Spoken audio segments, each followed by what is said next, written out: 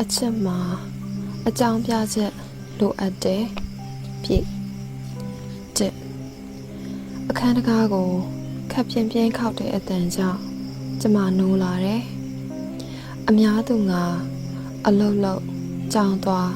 လှုပ်ရှားတဲ့မနက်ခင်းတွေဟာကျမအတွက်အိတ်အကောင်ဆုံးအချိန်တွေပဲလူစီကားတဲ့လမ်းတွေမှာနေရင်ကျမအိတ်ချိန်မှာလူတန်သူတန်တွေထိမ့်မရအောင်စူးပြီးနေ့ချာအိမ်မရတော့လူရှင်းပြီးတိတ်ဆိတ်တဲ့လမ်းမှာကျမအိမ်ကိုရွှေ့နေလိုက်ရတယ်ဒီလိုမရွှေ့ခင်မှာကျမအခန်းကိုအတန်လုံးအောင်စတူဒီယိုတွေမှာလုပ်သလိုနံရံမှာဖော်ပြားတွေနဲ့ကပ်ရမလားလို့စိတ်ကူးတော့မောင်ကပြတလဲတားတယ်တခုခုဆိုအထဲကအော်လို့တော့လူမကြားပဲဖြစ်နေပါမယ်တဲ့ကျမဟာအဲ့လိုပဲလက်တွေ့မကြတဲ့အတွေ့တွေကိုတွေးတတ်တယ်နောက်တော့လူရှင်းတဲ့လမ်းတွေတစ်ခုကိုပဲပြောင်းလာနေပြလိုက်တော့ဒီကိစ္စကရှင်းသွားပါတယ်အခန်းတကားကိုဖွင့်လိုက်တော့ညီမလေးကိုတွေ့ရတယ်သူပဲဖြစ်ရမှာပေါ့လေတကားချက်ချင်းလာမဖွင့်လို့ဆိုပြီးစုပ်ပုတ်နေတဲ့ယုံနဲ့ကြစ်ကန်ကန်မျက်နှာပြီးနဲ့ရက်နေတယ်အရင်စိတ်နဲ့ဆိုရင်တော့လေအိတ်နေတာလေကြာကြာချင်းလာဖွင့်သားပဲလို့အော်မိမှာပဲဒါပေမဲ့ပြူဝဲပြလိုက်ပြီးအခန်းတကားကိုသူ့ဝင်သားအောင်ကြဲကြဲဖွင့်ပေးလိုက်တယ်ဖနက်ချွတ်မှာသူ့ချွတ်တဲ့ဖနက်ကိုကြည့်တော့ချင်းညက်ဖနက်ရှိုးစီဖို့မေ့နေအောင်ဘာတွေဖြစ်နေလဲမသိပြန်ဘူးရှေးတော့မလားလို့မေးတော့ခေါင်းရင်းပြတယ်ကော်ဖီရောဆိုတော့ခေါင်းငိမ့်နေဒါနဲ့နောက်ဖေးမှာရင်နှွေးသွားတယ်ပြီးအိတ်ရှိဧကန်နဲ့ပြန်လာတဲ့အထိလွယ်ထားတဲ့အိတ်ကိုမဖြုတ်ပဲထိုင်နေတော့မယ်လွယ်အိတ်ကိုဆွဲယူပြီးဘေးမှာချပေးနေတော့ဖုန်းတန်ထွက်လာတယ်ဖုန်းခေါ်တဲ့သူကိုငုံကြည့်ပြီးညီမလေးကဖုန်းတန်ကိုပိတ်လိုက်တယ်သူ့မျက်နှာအပြောင်းလဲကိုကြည့်ုံနဲ့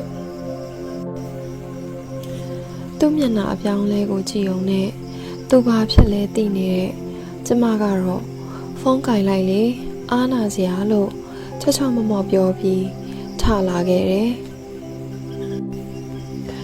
သူ့စိတ်ကဒီဖုန်းကိုကင်ချင်နေပေမဲ့ကျမတိုက်တွန်းလို့ကင်တာပါဆိုပြီးအကြောင်းပြချက်ပေးသူ့စိတ်သူလှည့်စားချင်သေးတယ်မဟုတ်လားညီမလေးဟာတကယ်တော့တော်တော်ရည်ရတဲ့ခေါင်းမလေးရင်နှွေးချက်လို့ကော်ဖီဖြောပြီးနောက်ဘေးဝရန်တာမှာပဲရပ်နေလိုက်တယ်စီဂရက်တောက်လိုက်ရင်အိမ်မဝတဲ့ခေါင်းဟာကြည်သွားမလားပဲဒါပေမဲ့မတောက်ဖြစ်အောင်ပဲစူးစမ်းထိန်လိုက်ပါတယ်အသက်ကိုဝဝရှူပြီးညီမလေးစိတ်မကြည်သာနေတာကိုလက်ခံဖို့စိတ်ကိုပြင်ဆင်နေမိတယ်ဒီတလောကျမပင်ပန်းနေတာလက်ခံထားတဲ့ project ကထင်တာထက်ပိုဝင်လေးနေတာဆက်ဆံရတဲ့လူတွေကခက်ခဲတာဒါတွေကိုညီမလေးကိုသွားပြောလို့လဲနားလည်မှာမဟုတ်ဘူးလေသူလိုချင်တာပဲသူသိပြီးဒါတွေပြောပြတာကိုပဲသူ့ကိုညှင်းပယ်ပါတယ်ဆိုပြီးစိတ်ထဲကကြိတ်ပြီးကောက်နေအောင်မှာပဲညီမလေးဟာသူမနစ်သက်ပါဘူးဆိုပြီးရှုံချရတဲ့အကျင့်တွေကိုတကယ်လက်တွေ့မှာသူ့စိတ်အတွင်းနဲ့အမြင့်တွယ်နေသူအမြင့်တွယ်နေတဲ့စိတ်ကိုသူမနစ်သက်တဲ့ပုံစံတိတိတသားမထွက်ဖို့အရေးတခြားပြင်းထန်တဲ့တောကံမှုတွေနဲ့ဟောပြရသူဒါပေမဲ့ဒီကလေးဟာကျမချစ်ခဲ့ဘူးပြီးခုချိန်ထိမေတ္တာထားနေသေးတဲ့ကလေးပဲလေ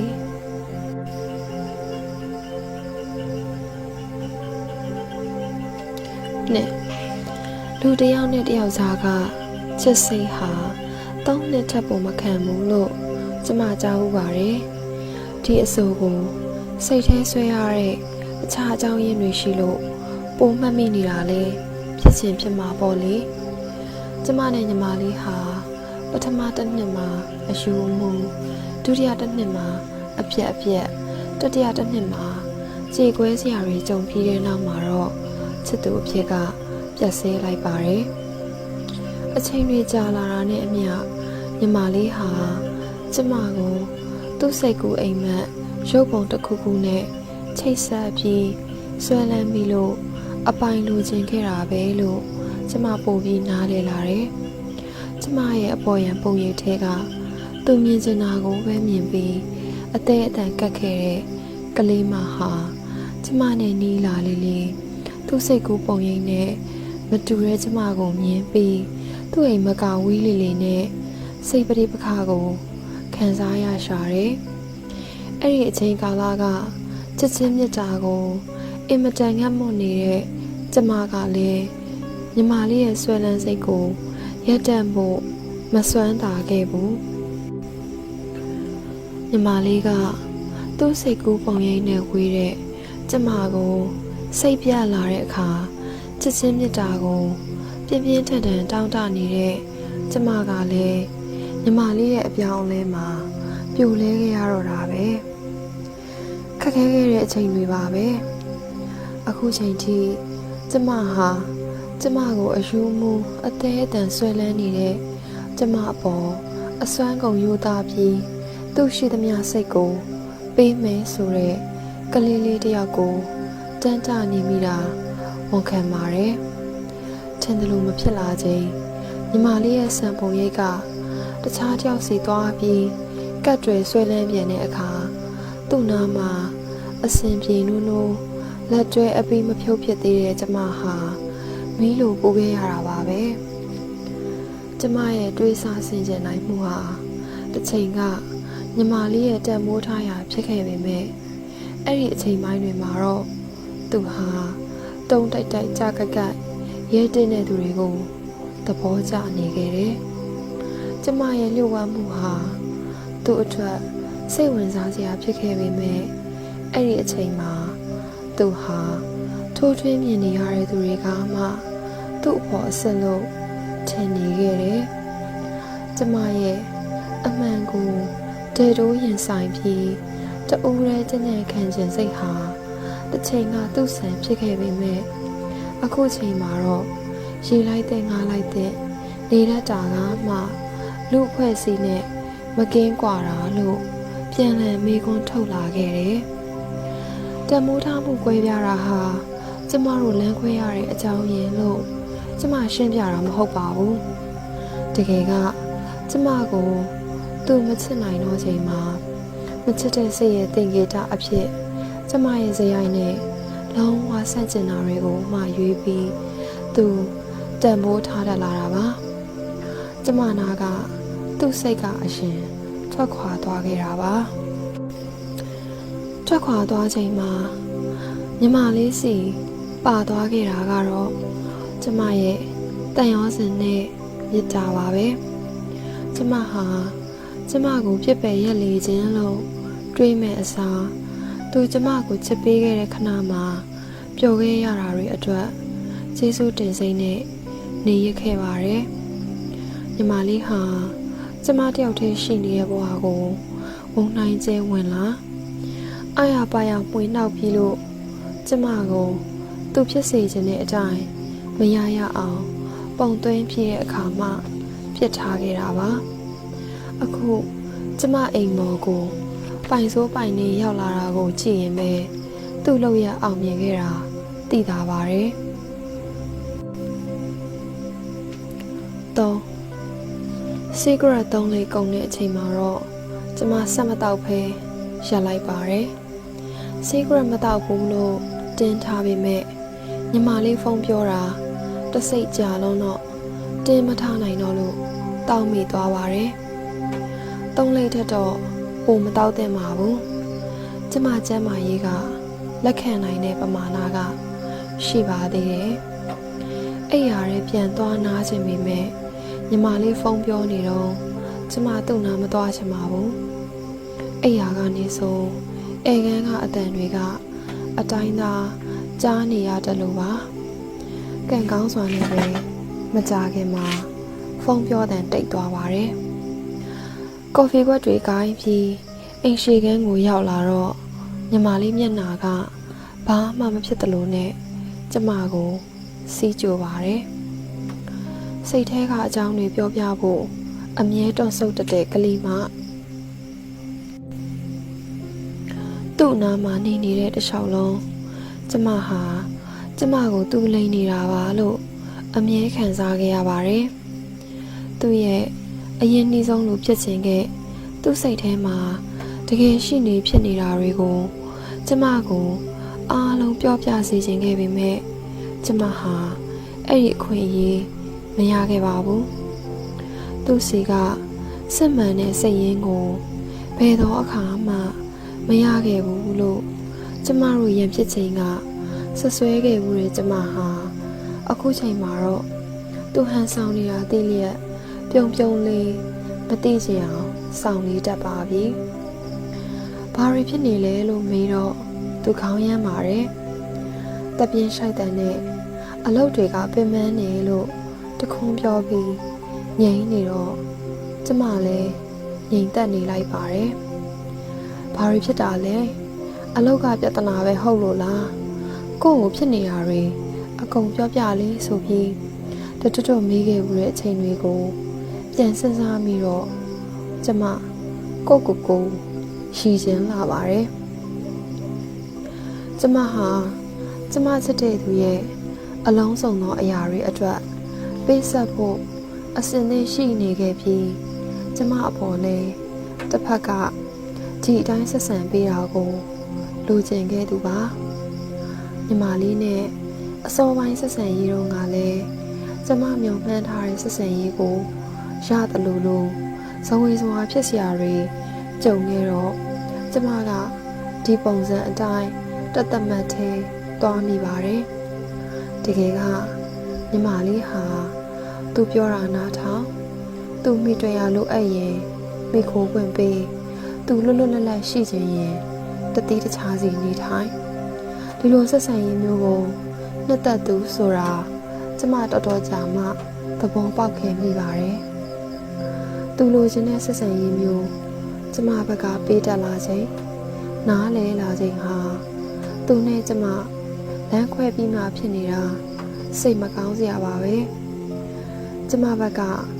သူ့ကိုချစ်သူအနေနဲ့သဘောမထားတော့မှသာသူလိုချင်တဲ့ပုံစံမျိုးနဲ့ကျမကနေနိုင်လာတာပါ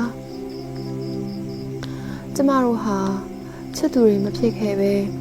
ရင်းနှီးတဲ့မိတ်ဆွေတွေအနေနဲ့အစာပြုခဲ့ကြရင်ကျမတို့ရဲ့ဆက်ဆံရေးဟာခုလိုပြိုလဲမှာမဟုတ်ဘူးလို့ကျမပြန်တွေးပြီးနောင်တရခဲ့ရတာအခါခါပါလေမျက်နှာအရန်ပြက်နေတဲ့သူ့ကိုကြည့်ရတာကျမတကယ်ကိုစိတ်မကောင်းပါဘူးညီမလေးဟာအစင်ဆက်ကျူးလွန်ခဲ့တဲ့အမားတွေကိုဆက်ကျူးလွန်နေတော့မယ်ညီမလေးဟာသူ့ရဲ့ချစ်ချင်းမြတ်တာကိုသူပုံဖော်ထားတဲ့အားကြွယ်အရေးချင်းတွေရှိသူစီမှာပုံလိုက်လေးရှိပါတယ်ချစ်ချင်းမြတ်တာဆိုတာမျိုးကကိုယ့်ကိုယ်မှာတီမှမြဲတာမျိုးပါတစ်ဖက်လူရဲ့ချစ်ခင်ဝင်အမှုအကျင့်နဲ့ဇယိုက်တွေစီမှာချစ်ချင်းမြတ်တာကိုပုံလိုက်တဲ့အခါညီမလေးရဲ့ချစ်ချင်းမြတ်တာဟာတစ်ဖက်လူရဲ့ပုံရိပ်ရင်းရိုင်တိုင်း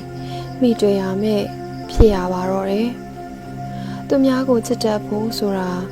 ကိုယ်တိုင်ရဲ့စိတ်နှလုံးကချစ်ချင်းမြတ်တာတည်နိုင်တဲ့အထိလေးနက်ဖို့အရန်လိုအပ်တာကိုသိဖို့ညီမလေးဟာနှုတ်နေနေတော့မှာပဲကျမနဲ့ညီမလေးကွဲကွာပြီးတဲ့နောက်မှာမောင်နဲ့ကျမချစ်တော့ဆွဆွဲစကားတွေအနည်းနဲ့အများကြားရပါတယ်ကျမဟာညီမလေးကိုမချစ်ဖဲတွဲကြည့်ခဲ့တာဆိုတာတွေလင်တူနဲ့ပေါ်ပင်တွဲပြီးနောက်ဆုံးယောက်ျားတစ်ယောက်နဲ့ပဲဖြစ်တာပဲဆိုတာတွေလင်တူချစ်ခင်သူတွေဟာအမြဲလိုအတုံးချအနိုင်ကျင့်တာခံရတယ်ဆိုတဲ့ကောက်ချက်ကိုချလိုက်ကြပါတယ်တကယ်ကပတ်သက်မှုတစ်ခုမှာတယောက်နဲ့တယောက်ကြား စိတ်လုံးကြုံမှုကိုဘလောက်ပေးနိုင်လဲနားလည်မှုဘလောက်ချနိုင်လဲနှစ်ဦးကြားပြဿနာတရကြုံလာရင်ဟင်းချက်စွာနဲ့ဘလို့ကင်တွယ်တတ်တယ်လဲဒါတွေကိုအခြေတီးစဉ်းစားလိုက်မယ်ဆိုရင်လမ်းခွဲခဲ့တဲ့သူထက်လက်ရှိချစ်သူကဒီအရေးအချင်းတွေနဲ့ပြည့်နေမယ်ဆိုရင်ဒါဟာဖြစ်တဲ့နာလို့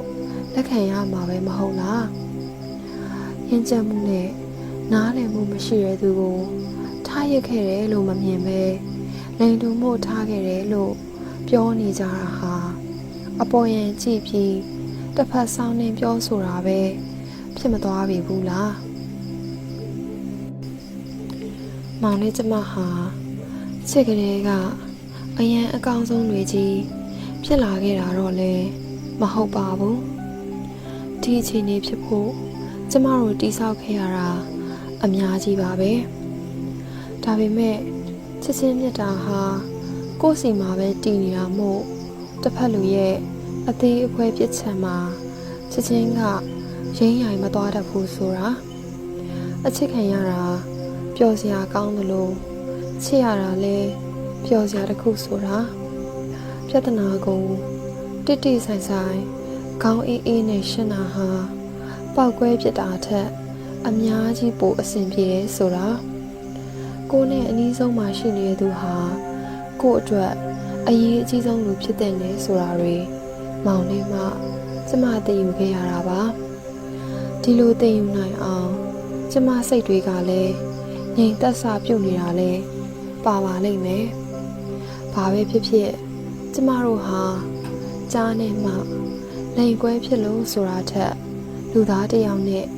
နောက်တစ်ယောက်ကြားကစိတ်ချင်းရင်းနှီးမှုကိုတည်ဆောက်နိုင်လို့အတူရှိနေနိုင်ခဲ့တာပါ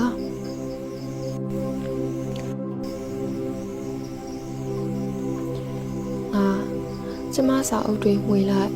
ရေခဲတာလှက်လိုက်ဆိုဖာပေါ်လှည့်အိတ်လိုက်နဲ့ညီမလေးဟာပုံမှန်လို့ထင်ရတဲ့အချိန်လေးကို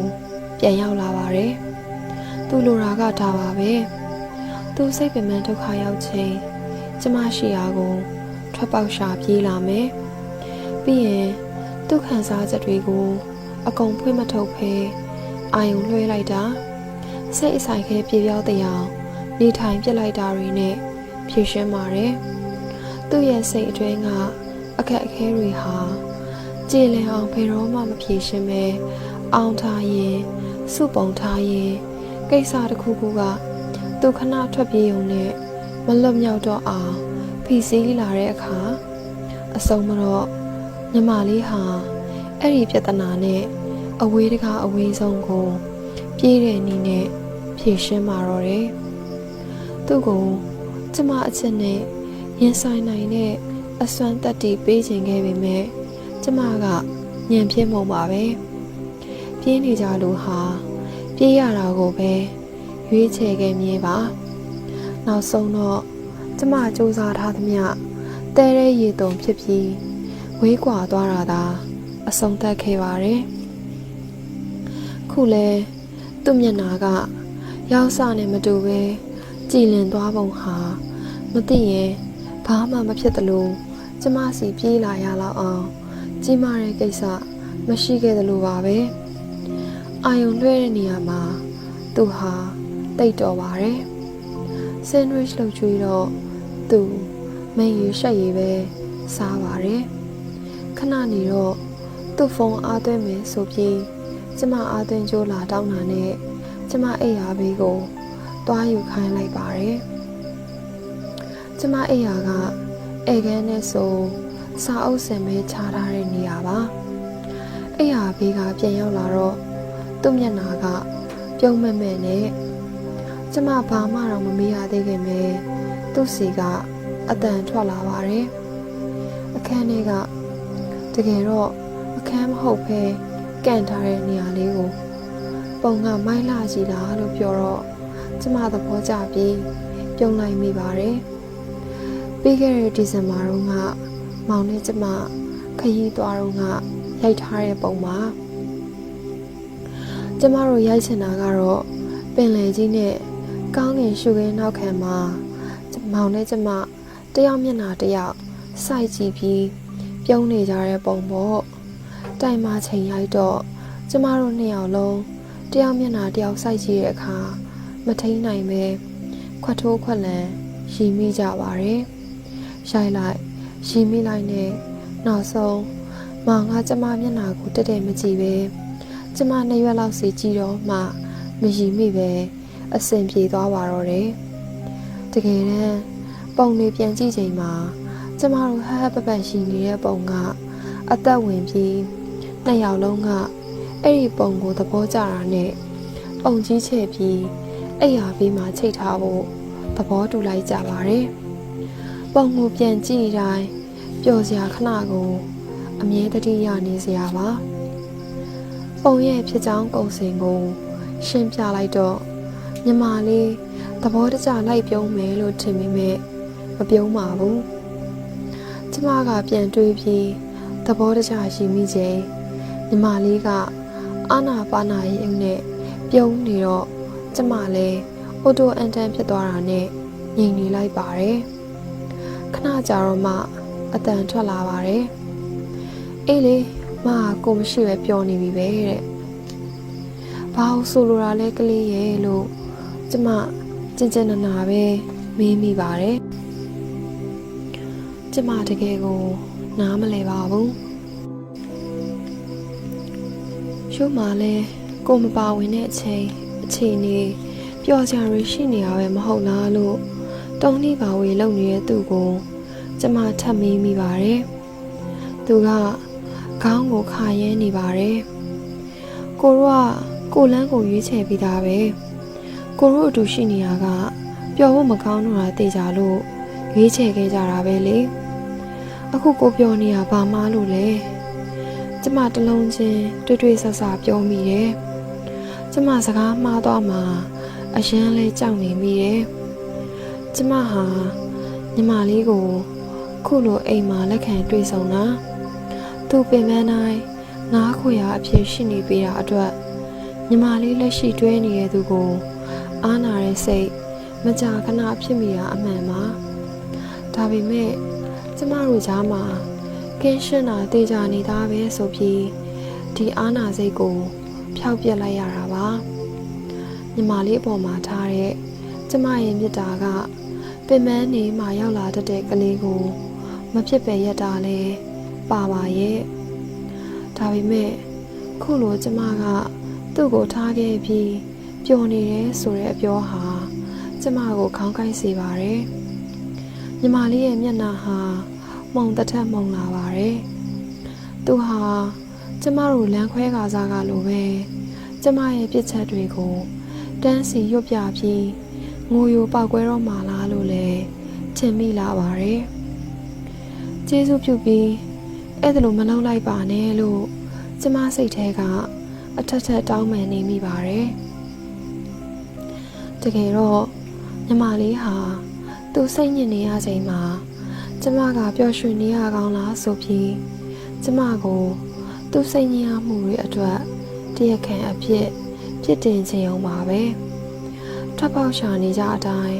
ကျမစီမှာသူ့ထွက်ပေါက်တွေ့သွားတာပါပဲဒါပေမဲ့ကျမတို့ပတ်သက်မှုကိုပြန်အစဖော်တဲ့ထွက်ပေါက်ရှာနည်းမျိုးဟာကျမအတွက်အဆင်မပြေပါဘူးကျမဟာအရှင်လိုသူ့စိတ်အပြောင်းလဲတိုင်းကိုကျမရဲ့စိတ်ရောကိုယ်ရော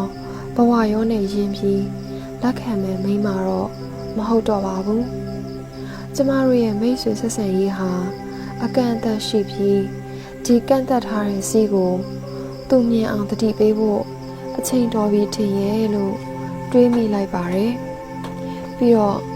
ခုနအလေးနဲ့တတိထားနေတဲ့ကျမရဲ့အမူအရာကိုပေါ့ပေါ့ပပဖြစ်အောင်ပြင်လိုက်ပြီး